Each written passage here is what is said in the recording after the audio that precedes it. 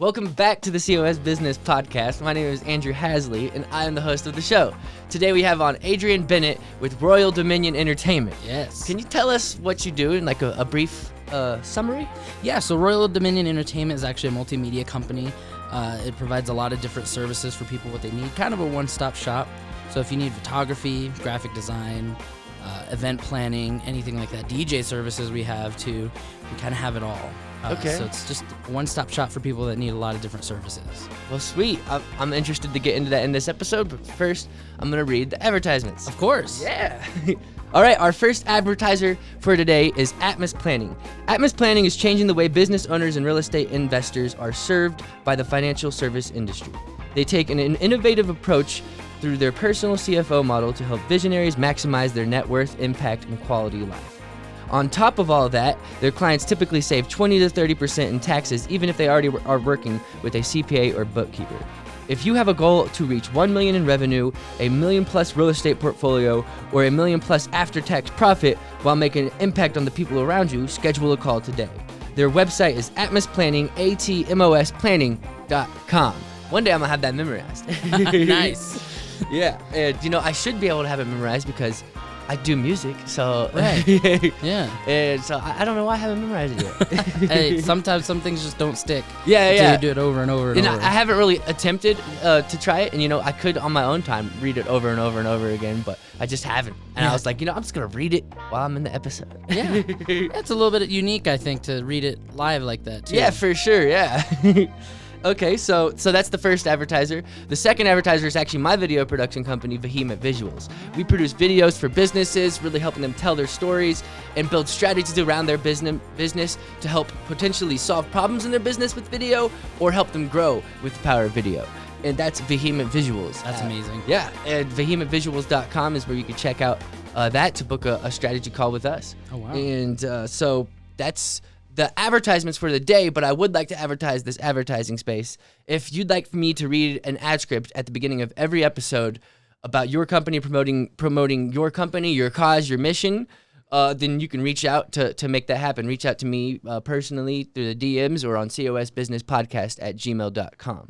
And I'm going to roll the intro music and we'll get started. All right. Entrepreneurs and business owners who are mostly in Colorado Springs doing things in the community of Colorado Springs.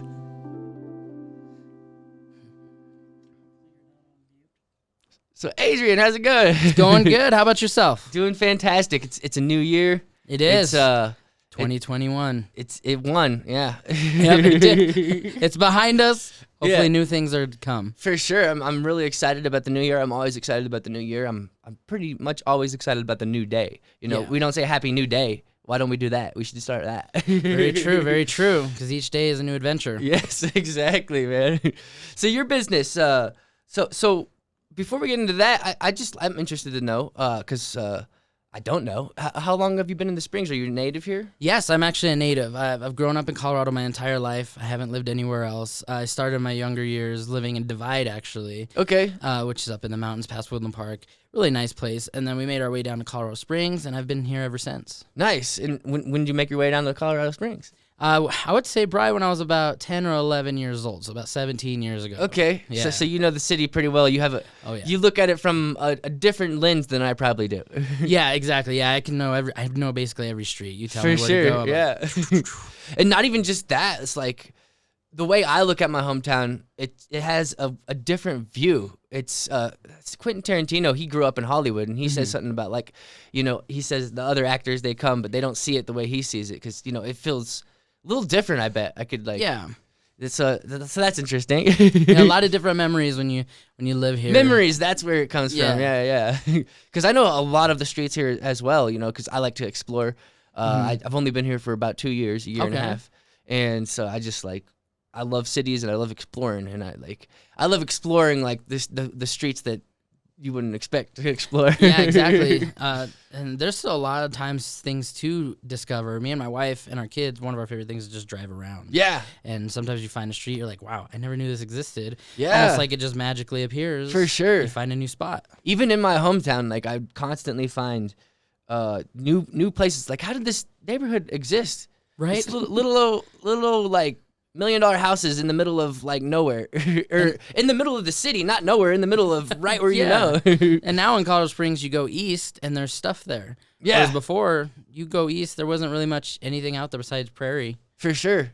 Yeah, you got to go a little probably farther east in my mind, or in your mind than my mind sees, because there is prairie. Like my border probably is different. Yeah, exactly. Or old border. You have a different lens. That's what it is. Yeah, basically.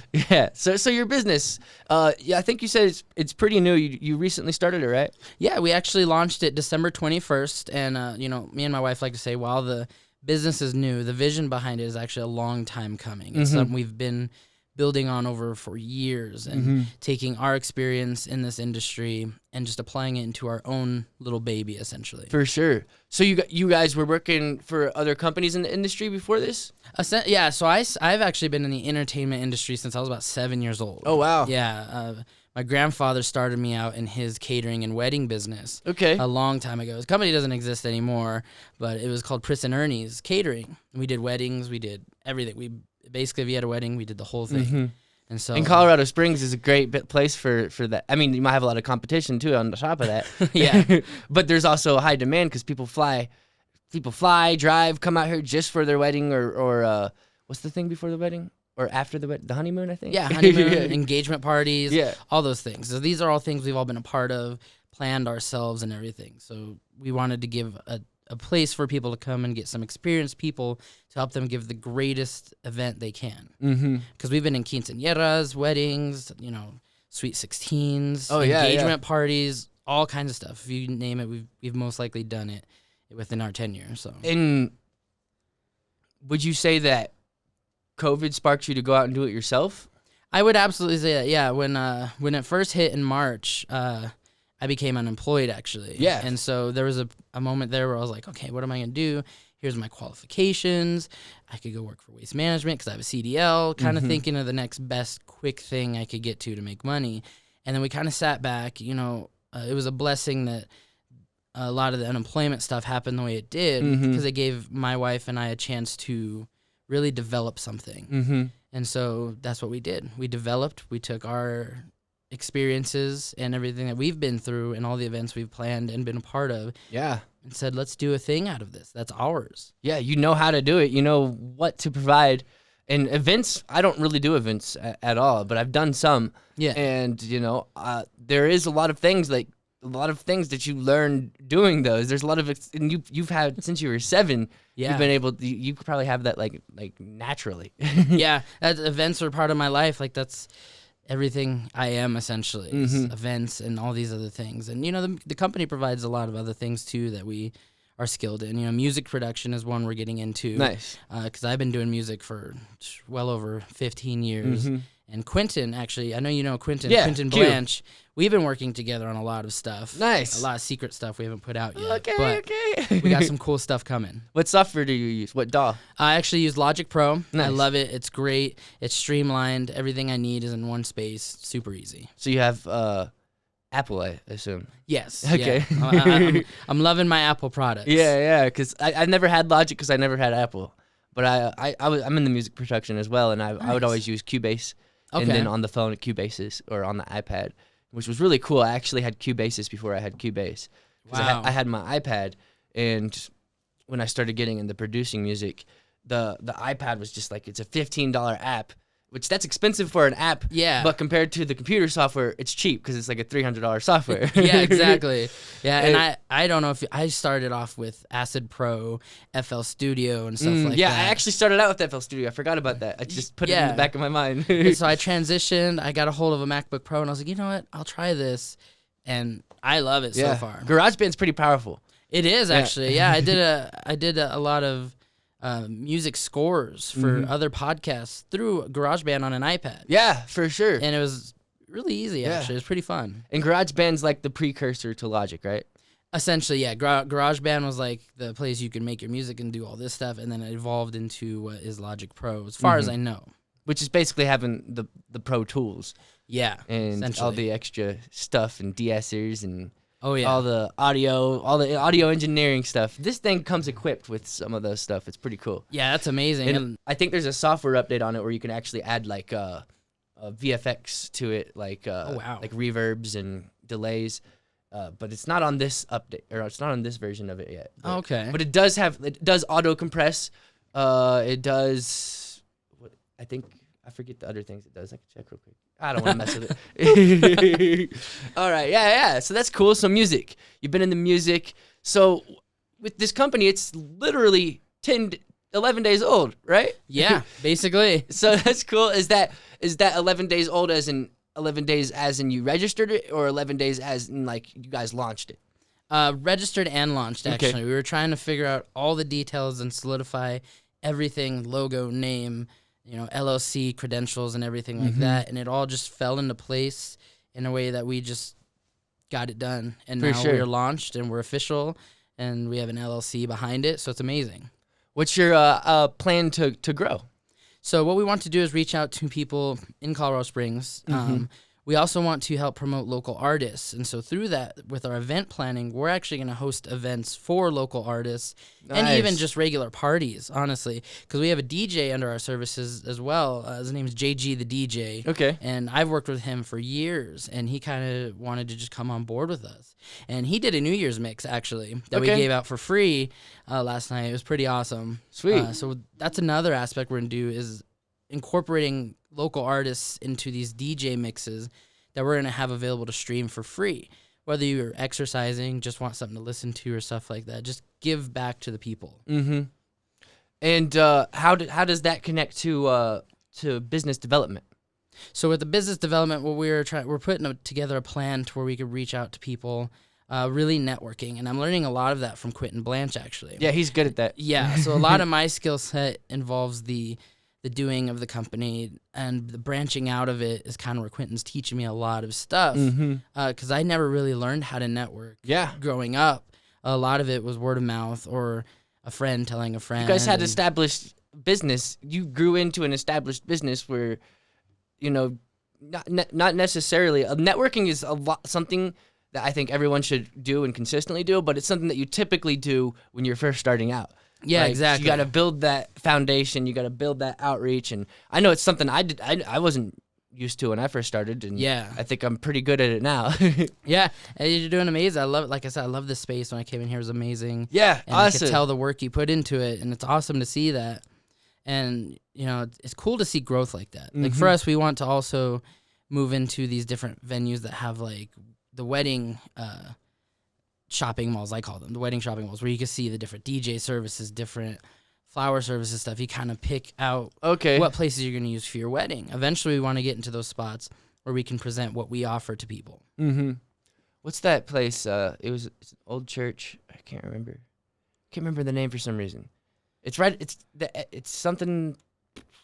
Oh, You know what I'm talking about? I know what you're talking about, but it's skipping my mind too. Yeah. Okay. You know what we're talking about, Joan? Dang it. Yeah. Someone's. If you're watching this, comment down below what it is. Yes, please, so we can figure it out. Yeah. So yeah, I was just thinking that would be a perfect spot for a wedding venue because it's like, it's a bar and it's an old like chapel. So it's really cool. Yeah. Be a perfect place to have the open bar and ceremony and everything. And in the basement, there's like a good spot for like having music and stuff like that, and everything just sounds really echoey and good. Dance floors are important and have a lot of noise. Yeah. So when you in March when you basically got, was it fired or laid off? I was furloughed. Furloughed. Okay. Yeah. And so when that happened. Before then, was the business you were working for your family's business, or was it? It's actually a local family's business. Okay. And I'm actually back there now. They called me back, so it was really awesome to be able to get back to that. Something For I sure. know. And I actually work for Skate City. Okay. I manage the Skate City on Constitution Academy. Nice. And so I've worked for the Ingrams, actually, who own them, for about 10 years. So Are you like the DJ there?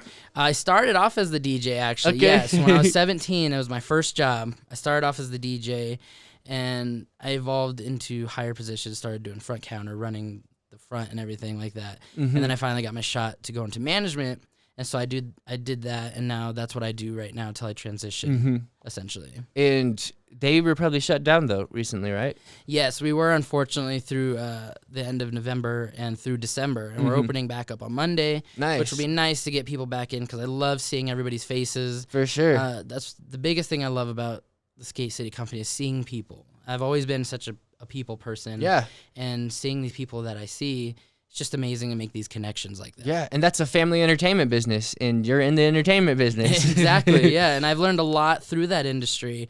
I've told people in the past that Jeff Ingram's actually, I consider him one of my mentors. He's taught me so much. He's helped me grow from a teenager working the snack bar and DJ into being a professional management personnel, essentially. For sure. So how's your socials? Are they built out yet, or are you working on that? Yeah, we're working on that. So we have an Instagram, we have a Facebook, and we also have a website. So we have those 3 locked down right now with the interconnectivity, just trying to get people to notice us and share our stuff. For sure. Have you guys booked any gigs yet?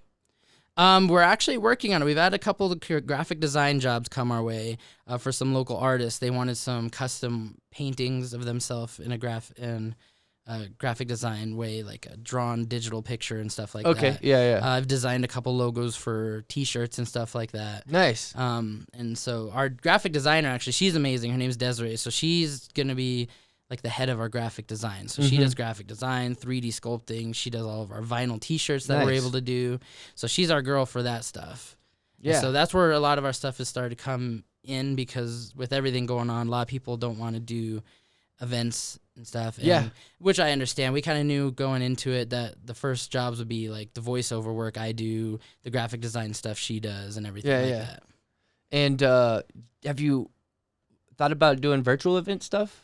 We have, actually. We're looking into some events, or some venues, I should say.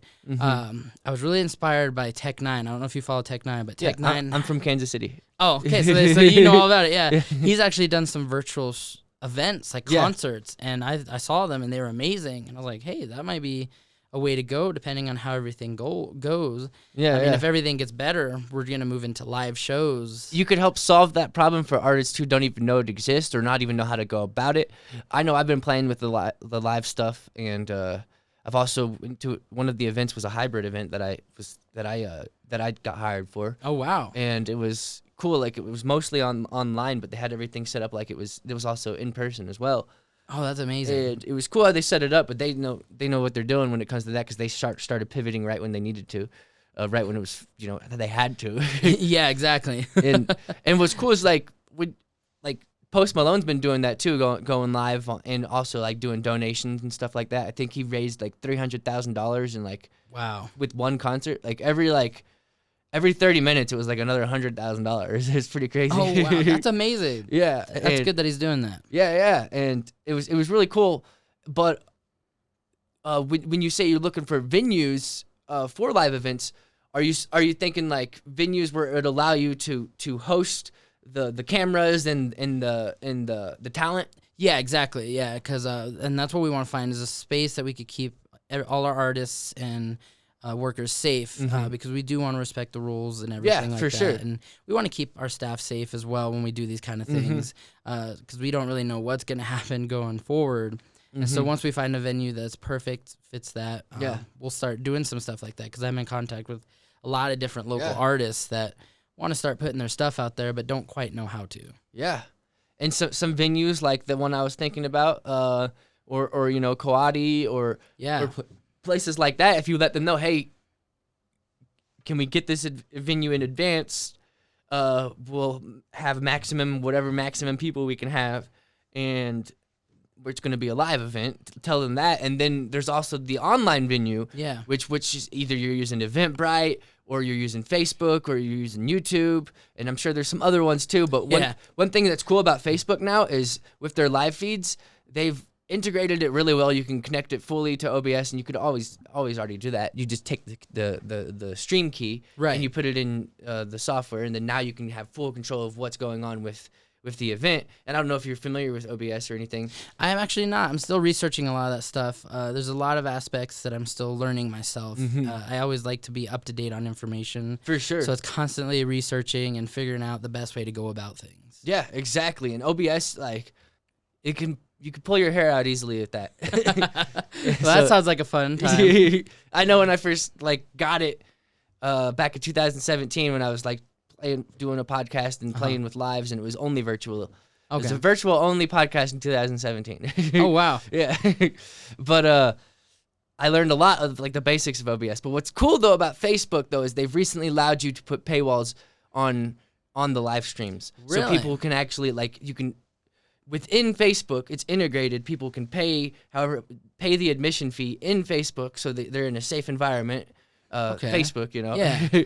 and then they have access to the event when it happens. Oh wow, that's amazing. Yeah, I didn't know that. It's pretty cool, and I'm down for free events too. But what's cool is there's value in live events as well if you know how to pitch the value. Yeah. And you can promote it too. Throw a Facebook ad on it, and if you this event's happening. It's live, it's for a cause or whatever. Yeah. And we're raising money for whatever. Yeah, exactly. And that's something we do want to get into, too. There's a lot of different things we care about and we've experienced in life that we do want to donate to. Mm-hmm. And so that's an avenue we're also going to go when we do our events and shows and everything like that. So what was the first event you ever did? The first event I ever did, I was 7 years old. I did a wedding. Okay. And my grandpa was like, hey, you're old enough to start working. Yeah, that's funny. We're going to get you going. You're going to be in charge of music. You're going to be in charge of food. And I was like, 7 years old. I was like, yes, this is the most amazing thing for sure ever. And now that I'm older, I'm like, wait, he put a 7-year-old in charge of this wedding's food and music. Oh, and yeah. I'm somehow, sure they were probably overseeing a little bit. Yeah, I imagine they were in the shadows just kind of watching. Yeah. But it worked out nice. My grandfather and my grandma, they were extremely into those types of things. So when they did an event, they were all in. Yeah. You never got their second best. They were always 120% on everything. Nice. That's the way it should be, too. Yeah. And so that's what we want to give as a value to our customers is if you book an event with us or you have us plan your wedding or find however you want to do it, we want you to know we're 100% into your event. And we're going to make it the best event we can. Between me and my wife, we have a lot of experience in making sure things are as good as they can be. My wife, she could be quite the perfectionist, and that's one of her greatest strengths, I think. And she's really good at finding the details, making sure everything flows smoothly when we do stuff like this. Yeah. I'm a fly by the seat of my pants kind of guy. I tend to be like that at times, which is why I love that I have my wife. Mix and match, yeah. Exactly, yeah, because working at Skate City, that's kind of how it is at times. You got to kind of see how everything's going and make a decision quickly. Yeah. And that's the same with a lot of different events. We've done quinceañeras and somebody's late to the main dance. You got to figure out how to get this switched up, figure out new positions, choreography, make it work and stuff like that. You got to make it work. Yeah. Yeah. I had a pretty advanced film shoot earlier in the year and had 10, 15 people relying on me. And I messed up one thing in the schedule, and it was the person where the location of the shooting was going to be. Oh, so that person was the most important person, and I forgot to give them the right time. Right. I don't know why, but I did. Yeah, it's because I know why. I was wearing every hat. I was director, event planner, film. Everything yeah, and it happens. Yeah. I mean, and that's why we go into these things. We bring in a lot of grace because we know that those things will happen. Yeah, for sure. Regardless of how much you plan, a lot of times something will just slip by, and being able to correct that on spot is a very important skill. It blew my mind how I was able to make everything work. I corrected everything. It was talking to this person, that person. I was made it happen though. So it was cool. So when you said you were in charge of the food, what does that mean? So he would plan the wedding, they'd do the music for the wedding, and they'd also cater the wedding. So a lot of times his menu was pretty simple, but people loved it. I never understood as a kid, but now I understand. Now that I'm an adult, I'm like, that's perfect. So he'd always have green chili, beans, mashed potatoes, rice, all the Mexican fixings basically. Nice. And so he'd be like, you're gonna make 10 gallons of mashed potatoes, and I'd be like, okay. And so he'd get me to get the pot, put it on there, start boiling the water, and then we get the mashed potatoes. The mashed potatoes was the hardest part because you had to mash all those potatoes. And at 7 years old, I didn't really have those muscles, so I'd get tired very For sure. quickly. Yeah. And so I'd be mixing it, and then I'd have to set everything out as well. We'd have the So you guys made all the food too? Yeah, we made all the food. We'd Wow. get there. I think usually the weddings would start at about noon at sometimes, but we'd be there at 6 or 7 in the morning, setting all the music up, setting the amps up, setting tables, getting all the food ready and prepped, because we basically did it all. When they were done with the wedding service, the reception was all on us. And we would get everything ready to go, serve everybody, and all that stuff. And we would always serve the wedding party first. So we'd get their plates perfect, walk them over to their party, and then we'd have everybody come and get in line. So that was when it got crazy. Yeah, for sure. So you should get involved if you're not already involved in the Hispanic Chamber of Commerce. Huh. I'll have to check that out. Yeah. I got a card actually, I think. There's a stack of them, so I don't know if I can find it quick. No, you're all good. Yeah, and I'll give it to you after the show actually, unless I can find it quick. I know I'm determined now, so now I got to keep going. Yeah, either way.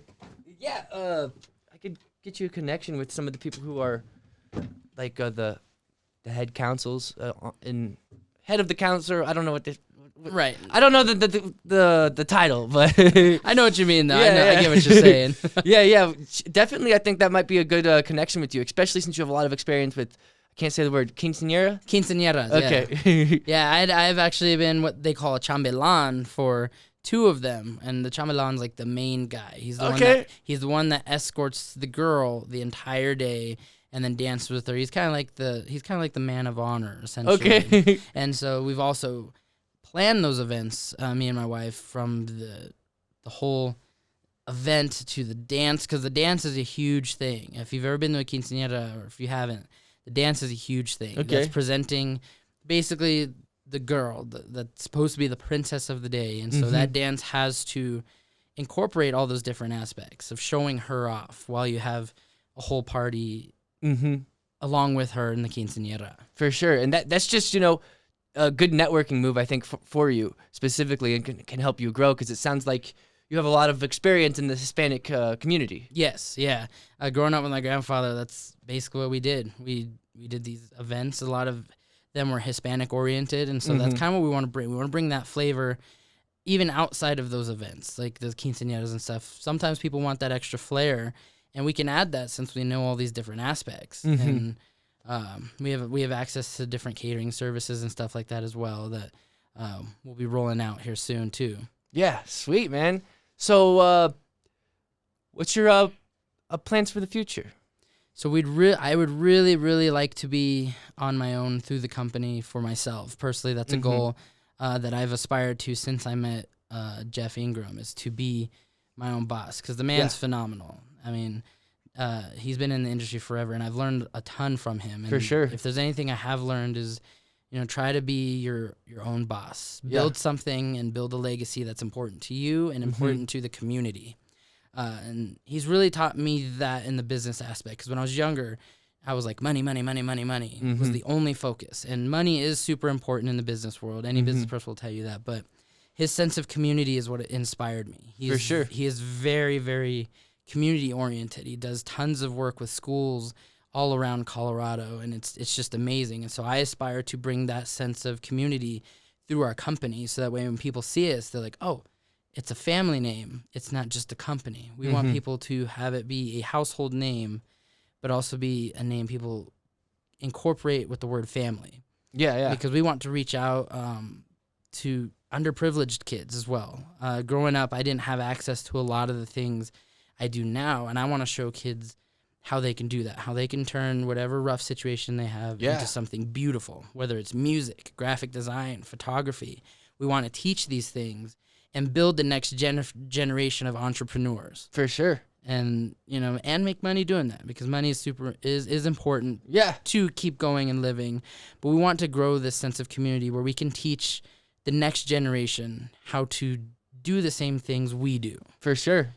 And Yeah, and that's kind of the foundation of this podcast too, is to inspire others, you know. Yeah, and that's what drew me to you. I've watched a lot of the episodes. I was like, wow, you have this energy to you, and I'm like, I got to sit with this guy, even if it's just to chat. You know, I got to meet him in person, because I know we met at Kawadi. Yeah, I was like, I want to sit down with him. Hopefully, I could get on the podcast and just talk with him. Yeah, for sure. And you know, if anyone's watching this, you know, it's not hard to get on the podcast. All you gotta do is reach out. Yeah, and that was awesome. That was an awesome thing. I was like, how do I do this? I looked it up. I was like, oh, I pick a slot. Yeah, I come in here, meet with him, and we talk. For sure. Yeah, and it's been a fun talk. You know, it has. Yeah, I've really enjoyed it, and I hope we could have more going forward. Yeah, definitely, man. And yeah. I was just trying to think of this question I had, but I was thinking too hard. Kind of. What's that?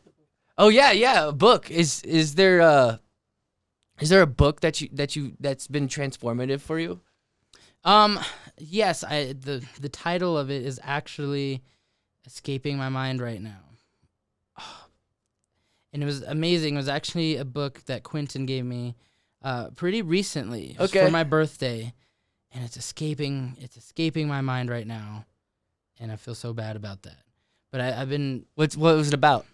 It's basically about how to grow yourself. Okay. In different aspects, to get yourself successful. Okay. Is it a newer book or older book? I think it's a little bit of an older book. I wouldn't say like 20 years ago, as far as I know.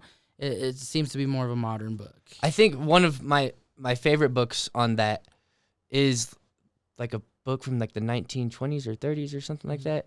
It's How to Win Friends and Influence People. Okay. And it's a really good one. It's a good read. You should definitely. It actually blows my mind as I'm reading it. It feels like he's talking about, you know, 2019, 2020, like now, you know, like right. And like it's crazy, like it's like, you know, hearing the connections and how things have basically not changed when it comes to that, at least. Yeah. And it's just a really really cool book, and it could be good on perspective as well. I'll have to check that one out. I always like to grow our library. We have so many books in our house. It's ridiculous, but we like to go through them. Yeah, for sure, man. Well, yeah. Is there anything you'd like to promote specifically today? I'm with everything going on, it's kind of hard at times, but we do want to let people know that if you're looking to do any events in this next year, hit us up. We love to work with people. We're very personable. We're committed to everybody that picks us for a job. And like I said, even though we're a new company, the vision is a long time coming. Yeah. The experience is behind it. Our team is amazing. We handpicked everybody that's part of our team for a reason. And if you want to use us, you know, come check us out. We'd really love to make your event the best that it can be. That's what we would love people to know. Yeah, definitely, man. And I know there's lots of people out there who would love to work with you. Yes. So, and there's another thing too. We are actually going to be, like I was telling you earlier, we're doing free mixes every month. Okay. So we do them the first Friday and third Friday of every month. They're free to stream right off of our website, and just come listen to them. Our DJ, who's head of our DJ sector, I guess, of our company, JG the DJ, he's been in the industry DJing for years, and he'll throw these mixes together, and it's just like second nature to him. So free mixes, what's that mean? So like for New Year's, we had what we called our New Year's mix. So it was kind of all mixed up. There was a lot of different genres, new and old songs, and we put it together just to have a great time. If you wanted to have it as ambient music in the background, you could just put it on and jam out, have a great time, essentially. So if people want to take a road trip and they happen to catch one of our mixes, they can put that on and listen to that on their road trip. How do they? It's on your website, or? Yep, you can find them directly on our website, sweet. and we'll put promos out for them so people know they're coming up and everything. Okay, sweet. What about Spotify playlisting?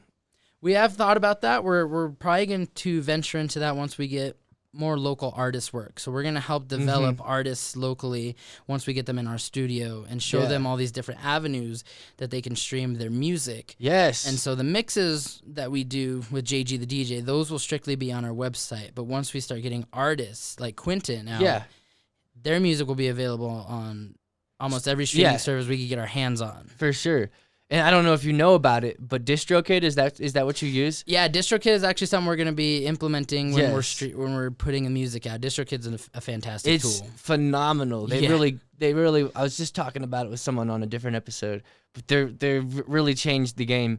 Like, it's so cool. Like, literally on their front page, on their landing page, 2 of their previous biggest competitors, probably still their biggest competitors, the previous owners of those companies have given reviews for this company. Yeah, it's amazing. They're so intuitive, and Yeah. it's just a great place to get artists to distribute their music. For a good price. Like, Yeah. the other ones were actually, good for what we had, like, compared, you'd have to go Yeah. through a record label, like CD Baby was the old ones, but the ones before CD Baby, you used to have to, pay so much money to get, and streaming before CD Baby, streaming wasn't even really a thing yet. Yeah. But what's cool is, like, CD Baby came along, and they made you pay per album though, and they made you pay per single, and it was like $50 per single essentially, and now you're paying like $25 for an entire year, unlimited releases. Yeah.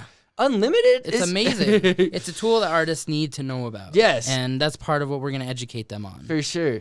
And there's some other good stuff too that provide similar services to DistroKid on top of other services. Like, they actually add promotional stuff to them. I think Kato, he's a producer. Oh yeah, Cato producer. I know him. He's awesome. Yeah. He's got a connection to a company that does something similar to DistroKid, but on top of that, they do promotion and also like a free like music video or something like that. I don't know. Yeah, But I know what you're saying. yeah. But Kato, he knows how to market himself and grow. He's grown his YouTube channel. He's grown on TikTok. He's grown on all that stuff. And yeah, I could go on and on about that stuff. I know. And now he's teaching. It's phenomenal what he's done, as well as some other people. It's an industry with a lot of growth, and if you don't look at it as competition, there's a lot of things you can learn and teach. Yeah. Well, man, I think we can start wrapping this up. It's great having you on the show. I look forward to seeing your growth. We'll have to have you back on once you've had a few months in. Yeah, of course. I would love to come back. This was amazing. Yeah, for sure. Well, this has been the COS Business Podcast, and we'll see you guys on the next episode.